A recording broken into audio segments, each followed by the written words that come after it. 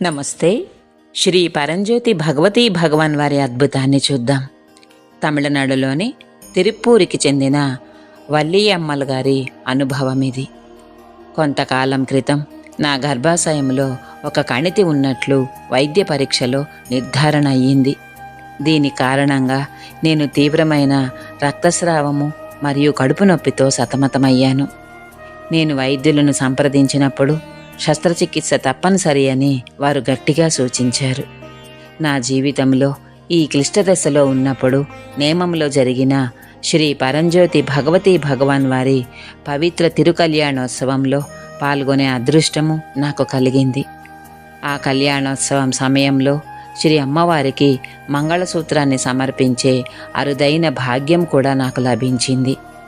ఆ దివ్య క్షణంలో కరిగిపోయే హృదయంతో సంపూర్ణ శరణాగతితో నా గర్భాశయంలోని కణితి పూర్తిగా నయం అవ్వాలని నేను శ్రీ పరంజ్యోతి భగవతీ భగవాన్ వారిని మనసారా ప్రార్థించాను. తిరుకల్యాణోత్సవము ముగిసిన తర్వాత శస్త్రచికిత్సకు సన్నద్ధమయ్యే కార్యక్రమంలో తదుపరి పరీక్షలు మరియు స్కానింగ్ల కోసం నేను తిరిగి ఆసుపత్రికి వెళ్ళాను.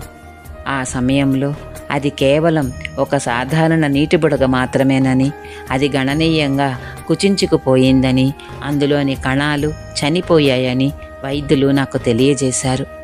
ఇక ఎటువంటి ప్రమాదము లేదని, శస్త్రచికిత్స అవసరం లేదని, కేవలం మందులు వాడితే సరిపోతుందని వారు చెప్పారు. ఆ తర్వాత వారు నన్ను ఇంటికి పంపించారు.